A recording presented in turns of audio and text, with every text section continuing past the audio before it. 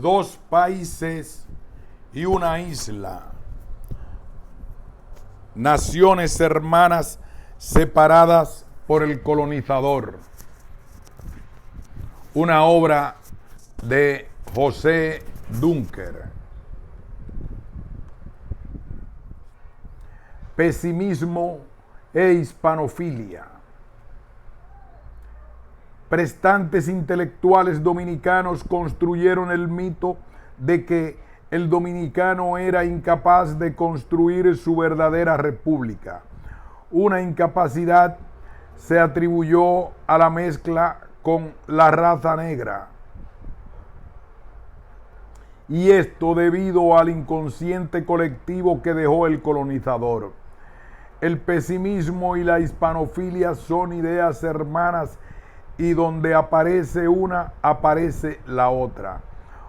Josefina Zaiter afirma que Américo Lugo, frente a la agresión norteamericana, propone decididamente validar el hispanismo en Santo Domingo. Y por esto sugiere que la inmigración debe ser de agricultores de raza blanca. Las regiones fronterizas deberán ser preferidas para el establecimiento de inmigrantes. Hemos conservado la civilización que nos transmitió la nación, que era, al crearnos, la más adelantada de Europa, y podemos afirmar nosotros, los dominicanos, que somos fieles depositarios y guardianes de la civilización española y latina en América.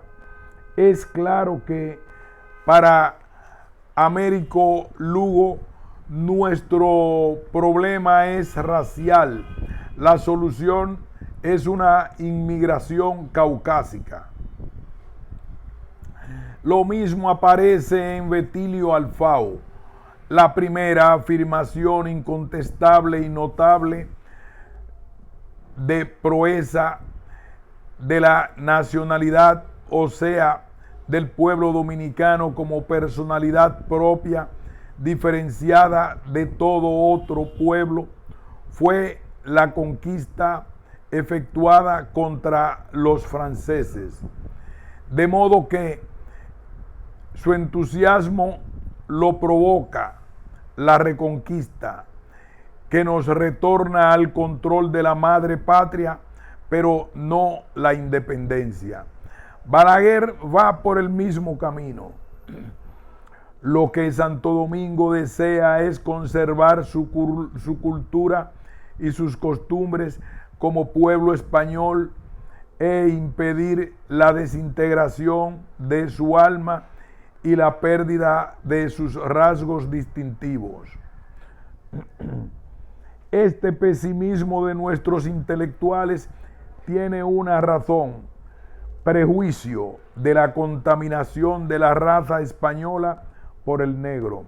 Josefina Zaiter cita a Betilio Alfao: el pueblo dominicano es tan mezclado como los pueblos que más han figurado en la historia, pero es de dudarse que saque verdaderos a los antropólogos cuando afirman que cuanto más mezclado es un pueblo, tanto más fecundo y apto es para la civilización. En otras palabras, nuestra mezcla racial nos ha resultado perjudicial, y a eso atribuye la tendencia del dominicano a ser imprevisor, perezoso, sensual, orgulloso y violento. De ahí también viene el pesimismo. El Estado dominicano no nació viable, murió asfixiado en una cuna. En la República Dominicana corre su ruina. Francisco Enríquez y Carvajal es más claro y tajante en este punto. ¿Queréis que un pueblo que ha vivido en la atmósfera de la inmoralidad pública, que carece en absoluto de tradición aprovechable y de educación, se convierta de un día a otro en un pueblo adulto, robusto y sano como Suiza, Inglaterra y los Estados Unidos de América? No solo necesitaron siglos para llegar ahí, sino que contaban con elementos étnicos evidentemente superiores. ¿Se necesita acaso una declaración más explícita? Federico García Godoy asume la perspectiva del biologicismo social de aquella época y atribuye a nuestro origen étnico la causa de la problemática social dominicana. En el hibridismo social de nuestro origen étnico residen los gérmenes nocivos que, fructificando con el tiempo, han determinado estado social en gran parte refractario de un desarrollo de civilización efectiva y prolífica. Peña Valle, el historiador de Trujillo, pidió mantener el control para evitar la penetración de los elementos negativos que porta el pueblo haitiano, al que categoriza con taras ancestrales, el primitivismo sin evolución posible que mantiene en estado prístina, inalterable, los vicios y negativas costumbres de un gran número de nuestros vecinos haitianos. Por esto expresa su preocupación de manera explícita. En muchas de las antiguas comunidades, el ennegrecimiento de los blancos es casi total y, con raras excepciones, la absorción y la mezcla de razas está convirtiendo el color de aquellos grupos de blancos que todavía existen en el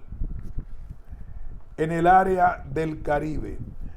No hay, pues, ninguna duda sobre el origen del pesimismo dominicano. El consenso de estos intelectuales es que no se podía sacar nada bueno de la mezcla racial que se dio en nuestra isla. Josefina Zaiter asigna a Joaquín Balaguer un trato importante en su participación política de los últimos años. La lectura da la impresión como si fueran dos Balaguer, uno pesimista y otro idealista. Este es el Balaguer pesimista. La República Dominicana, para poder subsistir como nación española, necesita afianzar las diferencias somáticas que la separan de Haití. En Santo Domingo, si el gobierno continuara desentendiéndose del problema de la raza, la evolución étnica se realizaría en sentido inverso a la de los demás pueblos de América. La raza etiópica acabaría por absorber la blanca. El inmigrante haitiano ha sido también en Santo Domingo un generador de pereza. La raza etiópica es por naturaleza indolente y no aplica su esfuerzo a ningún objeto útil, sino cuando tiene necesidad de obtener por esa vía su propia subsistencia. Inexplicablemente hay también un Balaguer idealista, en una posición casi utópica, cuando dice en el mismo libro lo siguiente: Haití y Santo Domingo, arrinconadas fatalmente en una misma isla, ambas codiciadas por las grandes potencias de otras épocas y ambas objeto de la misma explotación en nombre de una cruzada civilizadora, pueden y deben adelantarse al viejo ideal de Hechos, de Hostos y de Betances, compartido por Petión y por Gregorio Luperón sobre la Confederación Antillana. ¿Por qué Santo Domingo no comprende que la Confederación Dominico-Haitiana es la única fórmula que puede salvar, junto con la soberanía de la isla, la nacionalidad patria? La isla al revés, Joaquín Balaguer, página 224, 1923. Alguien debe explicar cuál es el Balaguer real, el pesimista o el idealista. El punto claro es: Trujillo mantiene los prejuicios de limpieza de sangre del colonizador. Primero, Trujillo mantuvo su apego a la madre patria durante los 31 años de la dictadura de Trujillo. Como otros dictadores de América Latina, Trujillo reproduce el prototipo de la metrópoli: el dictador como monarca, apoyo de la iglesia, paternalismo protector hacia sus vasallos, crueldad contra el adversario y fidelidad a los estatutos de limpieza de raza. Segundo,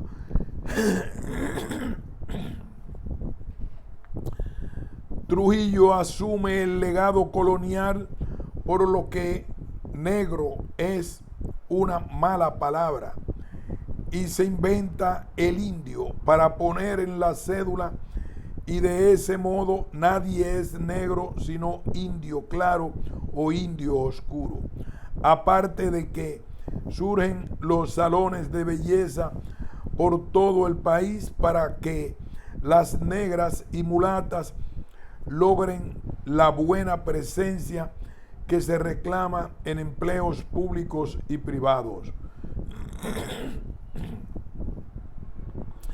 Tercero, Trujillo se apoya en la educación pública de la historiografía de José Gabriel García, hispanófilo y antihaitiano, para construir la mente de la ciudadanía. Cuarto, Trujillo emprende el corte de 1937 con la matanza de miles de nuestros vecinos haitianos, so pretexto de dominicanizar la frontera. 5.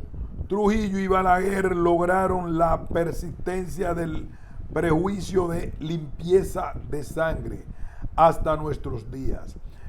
Pedro Andrés Pérez Cabral, La comunidad mulata, 1967, define la blancofilia o necesidad de ser considerado blanco y la negrofobia o negación de lo negro, pero también hay que lamentar del otro lado la blancofobia y la negrofilia.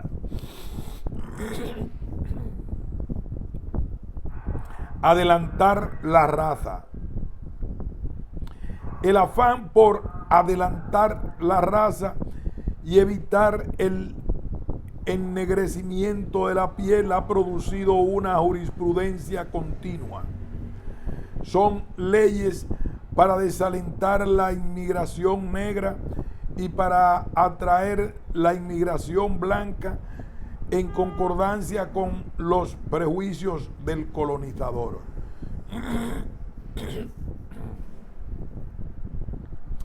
Del presidente Ramón Arturo Cáceres Vázquez tenemos 3 leyes claramente dirigidas a blanquear la raza.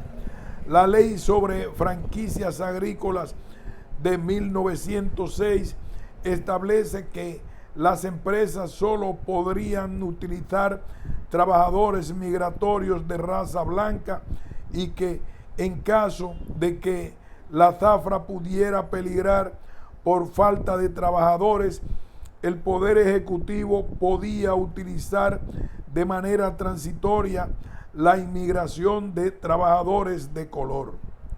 Alan Naloquar, página 88. La ley 479707 sobre colonización y fomento de las fronteras destinaba un presupuesto de $40,000 anuales para atraer cada año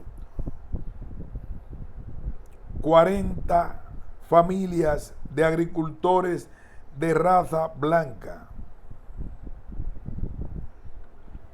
El propósito no era solo poblar la isla, sino poblarla con gente blanca, como expresamente lo dice la ley, y sorprende la alta suma de dinero que se invirtiera en ese propósito. La ley 502-11, por la presión migratoria de los cocolos, prohíbe a las compañías agrícolas la importación de inmigrantes que no fueran de raza blanca, situación que también se produjo en Cuba y Puerto Rico como reflejo de ese momento.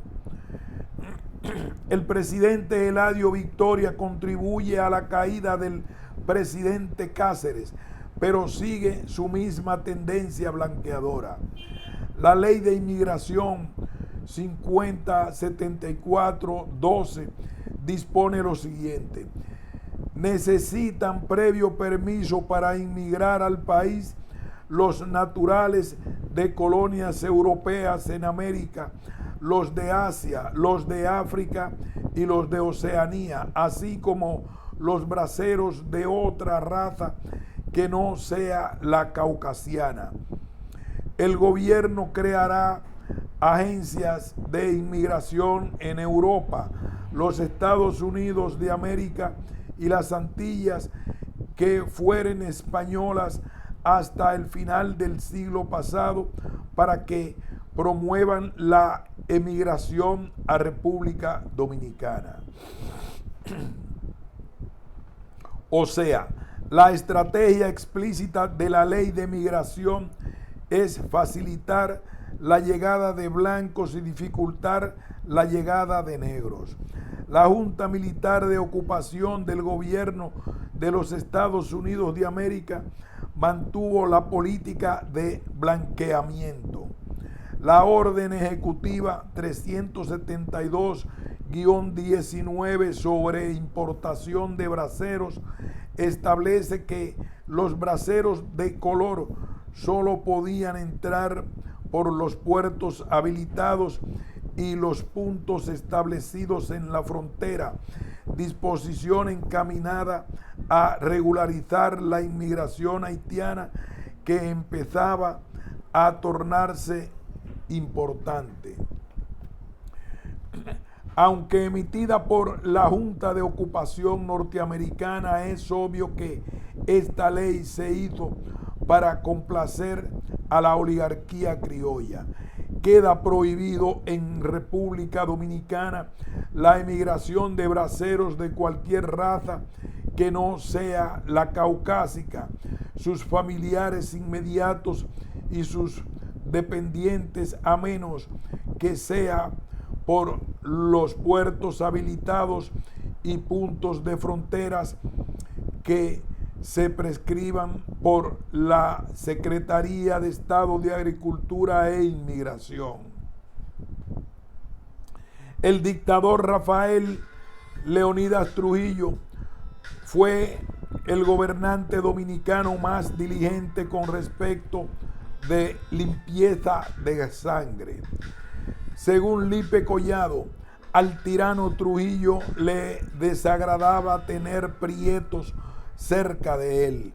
Por eso su guardia presidencial estaba integrada por hombres blancos y por mulatos blanqueados. Cuando inauguró el Palacio Nacional, ordenó integrar a la Guardia Presidencial a soldados de Baní, Jarabacoa, Constanza y otros lugares de habitantes blancos tipo europeo. Trujillo tomó medidas muy claras para evitar el ennegrecimiento de la piel. Restringió el ingreso de inmigrantes negros mediante el cobro de impuestos. Los individuos de raza mongólica y los naturales del continente africano que no sean de raza caucasiana pagarán los siguientes impuestos. Reclutó la migración blanca y por eso vinieron españoles, judíos, árabes, chinos y japoneses, pues la preocupación era cumplir con el proyecto de adelantar la raza impuesto por el colonizador. Como complemento de las medidas anteriores, Trujillo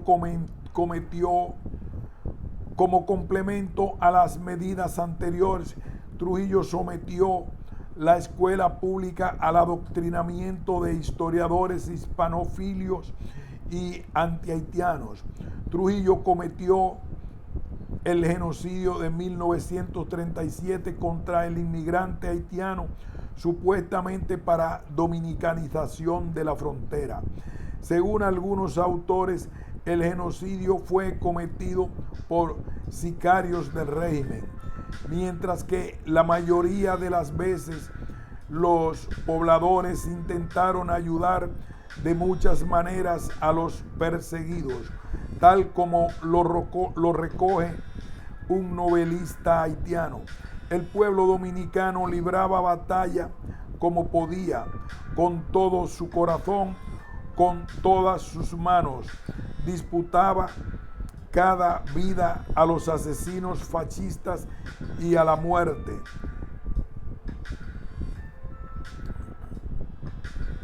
La frontera dominico-haitiana, 2010, Clarisa Carmona, Harold Dila Alfonso. Trujillo introdujo en la cédula el tipo racial indio, pues negro llegó a ser una palabra mala.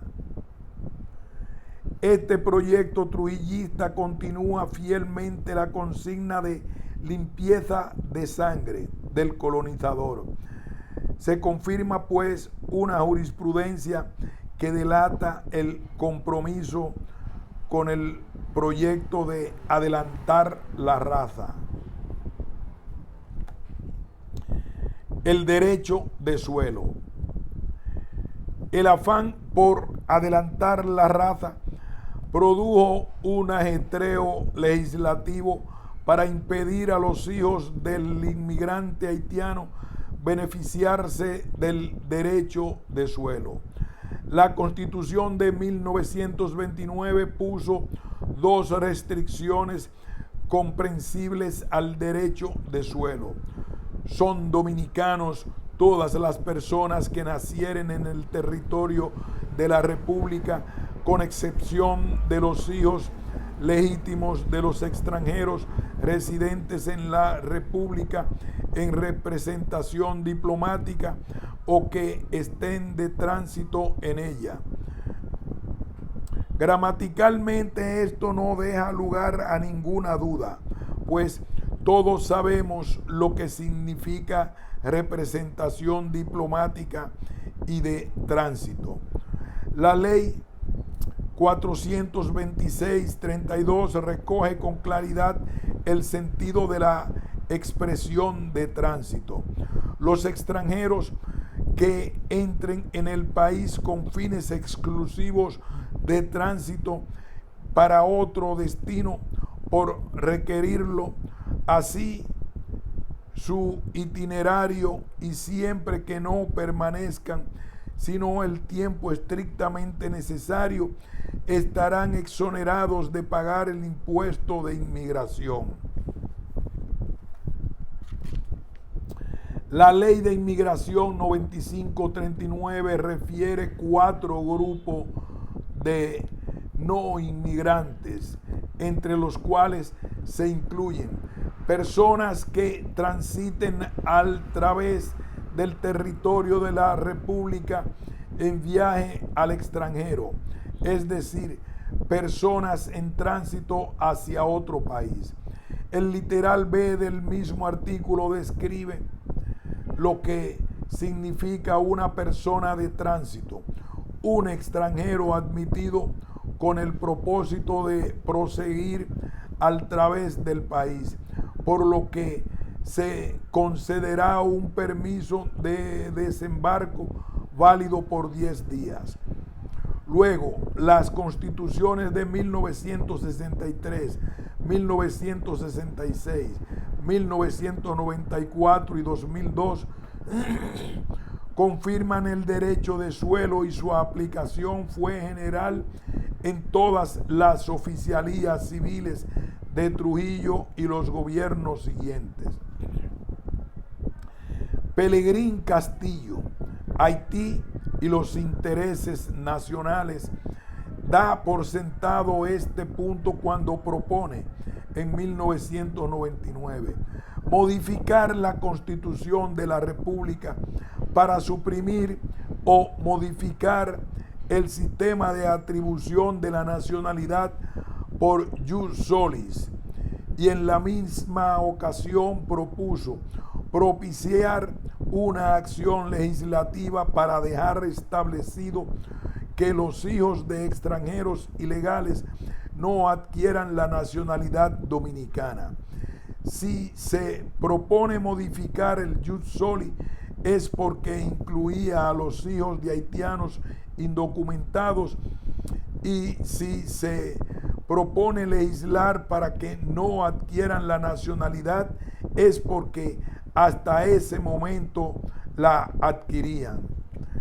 Castellano y Vargas, en su obra en defensa de la sentencia, también confirma el punto.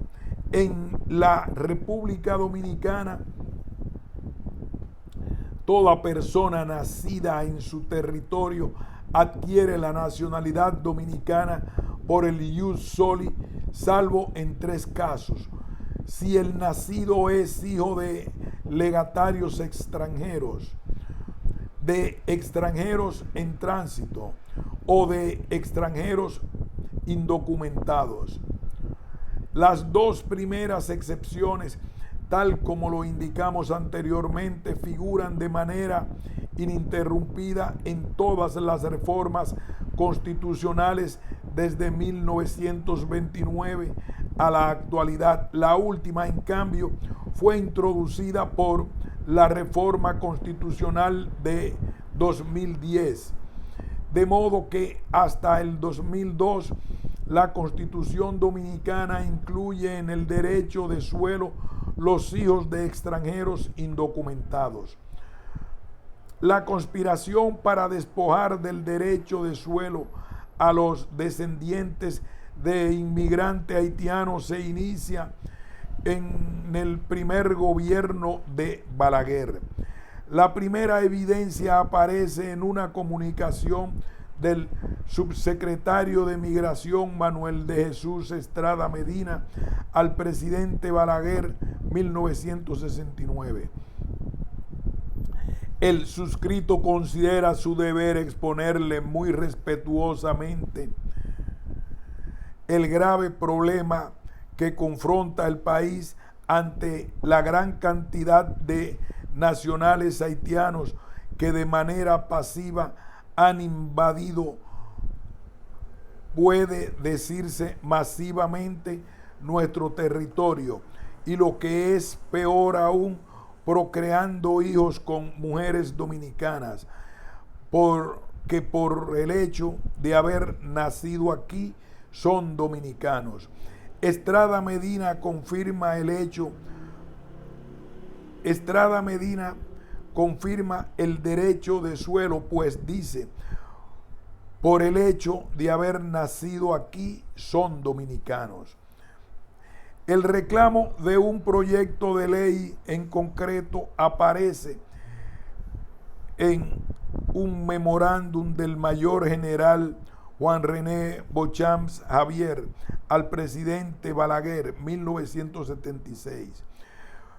Con igual respeto, informo a vuestra excelencia que en fecha 12/2/76 se llevó a cabo una reunión de autoridades en la jefatura del Estado Mayor del Ejército Nacional, en la cual se acordó que la Junta Central Electoral, de acuerdo con la Dirección General de la Cédula de Identificación Personal y la Dirección General de Migración, prepare un proyecto de ley en el cual se declaren como extranjeros en tránsito a las personas oriundas de otros países que mediante contratos colectivos de trabajo sean traídas al país.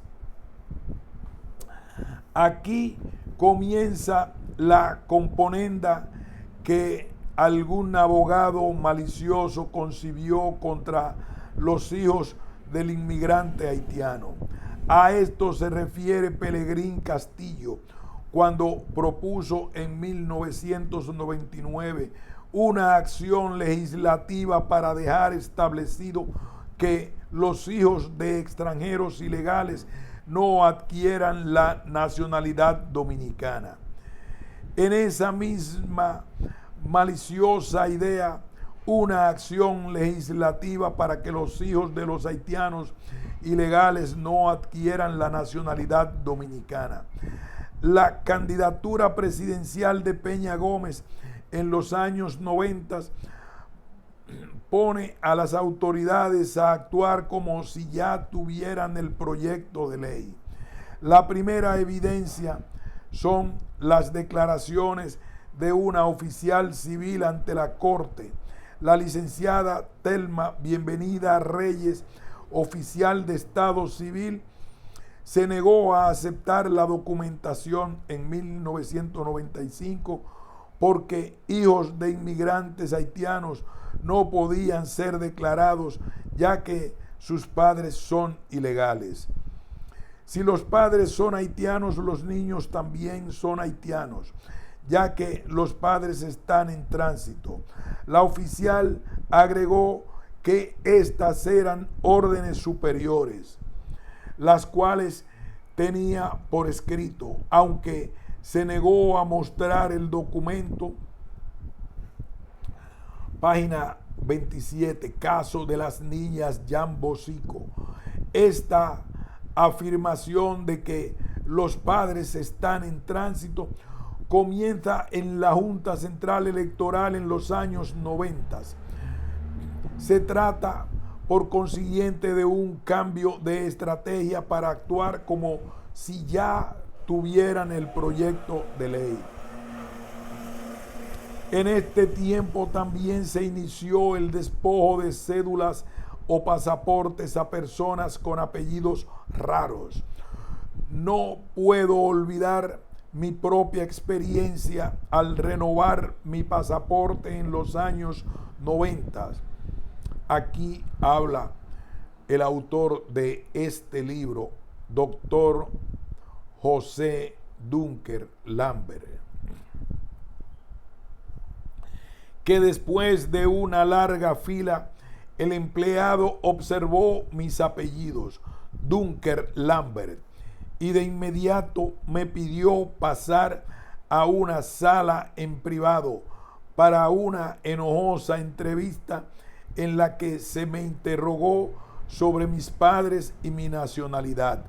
Luego me di cuenta que se trataba de una situación general de búsqueda de apellidos raros, llegando al extremo del despojo de documentos, cuando se confirmaba el origen haitiano de los apellidos. Con todo esto coincide la deportación de haitianos, tal como lo describe Sergia Mercado, El Caribe 24. de diciembre 2022.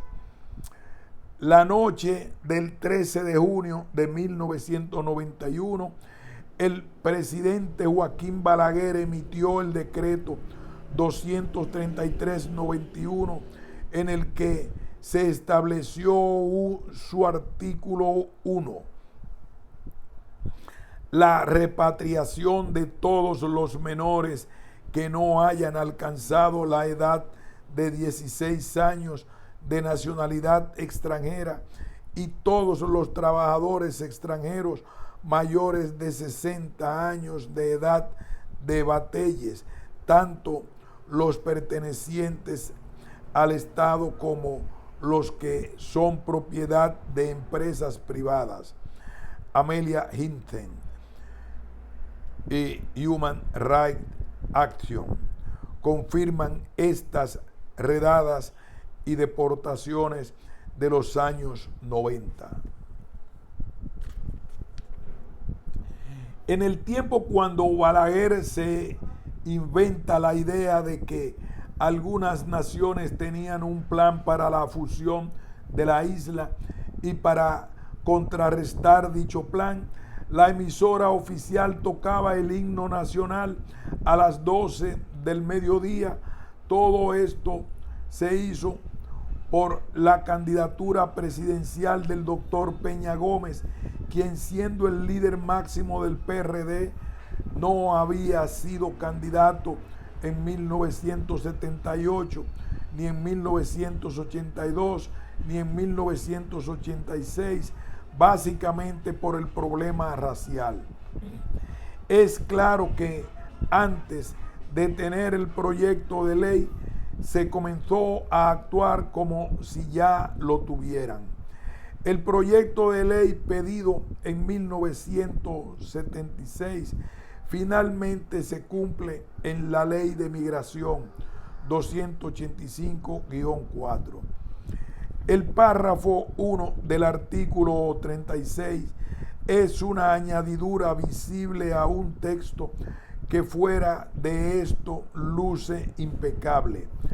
Los no residentes son considerados personas en tránsito para los fines de aplicación del artículo 11 de la Constitución de la República.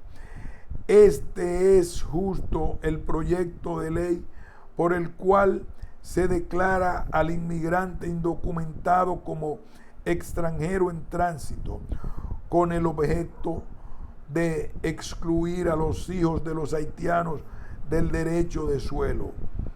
Es como decir, a partir de ahora, donde diga extranjeros no residentes, tenemos que entender personas en tránsito, de modo que todo lo que no tenga residencia legal es una persona en tránsito y sus hijos no se benefician del derecho de suelo. Es un traje a la medida para el inmigrante haitiano. Pero ¿puede una ley cambiar las leyes de la gramática? ¿Puede una ley contradecir la jurisprudencia acumulada de 1929?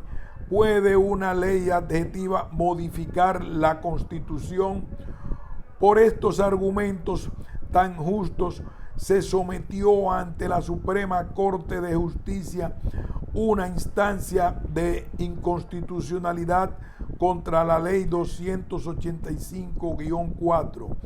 La sorpresa es que la Suprema Corte de Justicia, en funciones de Tribunal Constitucional, declaró la Ley 285-4 conforme a la Constitución. Para hacer esto, hizo un pobre razonamiento.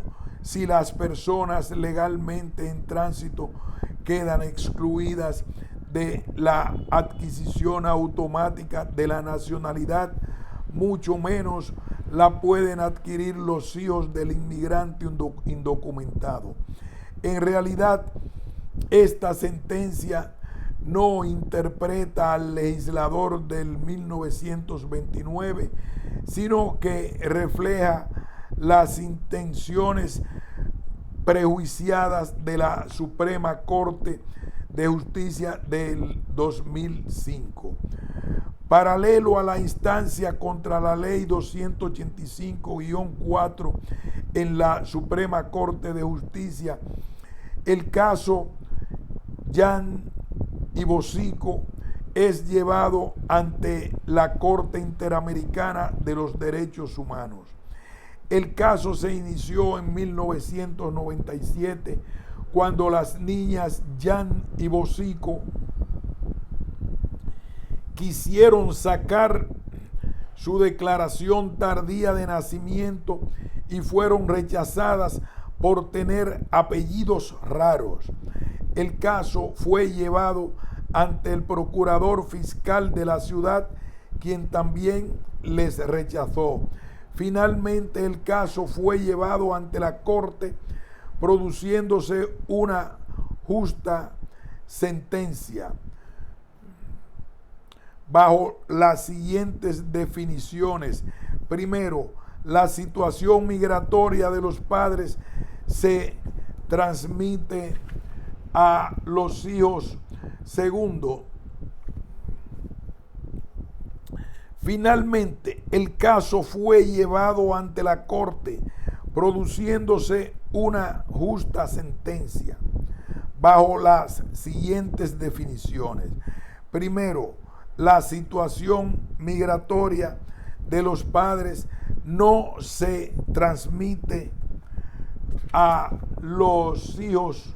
Segundo, no es posible considerar en tránsito a personas que han residido por numerosos años en un país donde han desarrollado vínculos de toda índole. Y tercero, el gobierno dominicano debe pagar $8,000 de indemnización a cada niña por las violaciones contra sus derechos.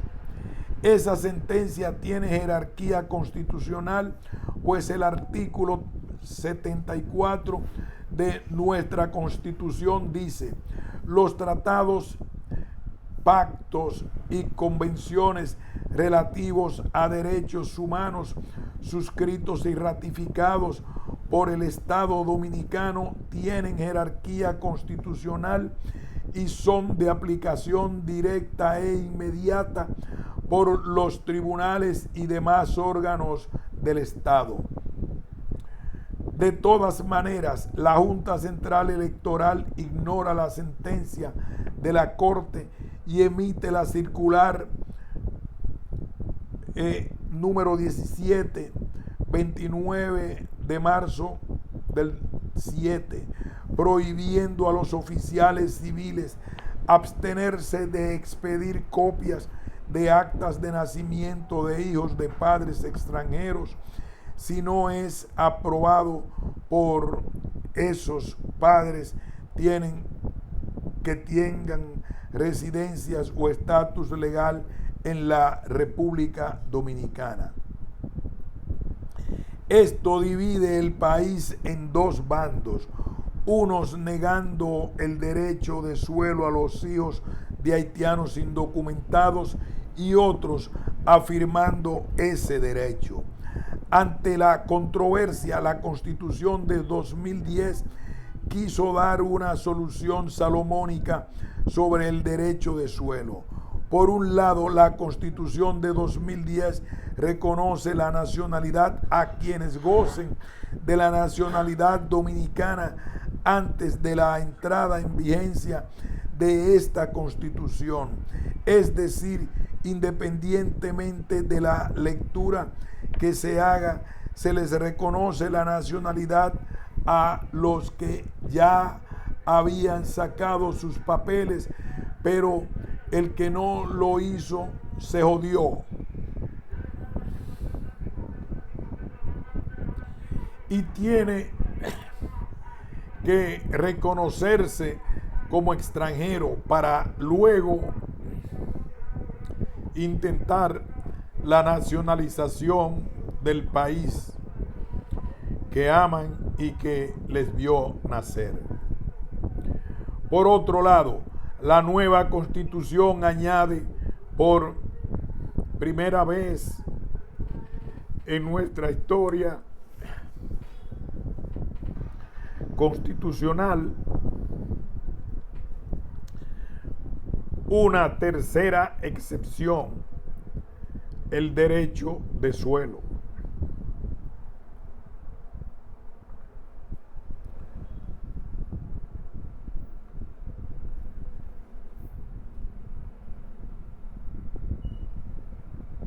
Por otro lado, la nueva Constitución añade por primera vez en nuestra historia constitucional una tercera excepción, el derecho de suelo. Como es extranjeros que residan ilegalmente en territorio dominicano.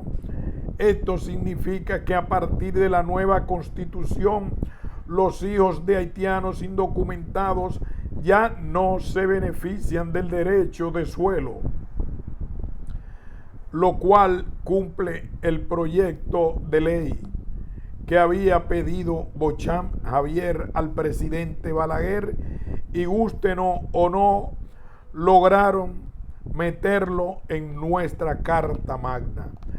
Pero a pesar de la claridad del texto constitucional, esto no será aceptado como palabra final por los nazis o nacionalistas. Aquí hacemos una pausa y continuaremos en la próxima sección, caso Juliana de Guispierre. Pausamos. Debería ir a comprar comida para la quinta.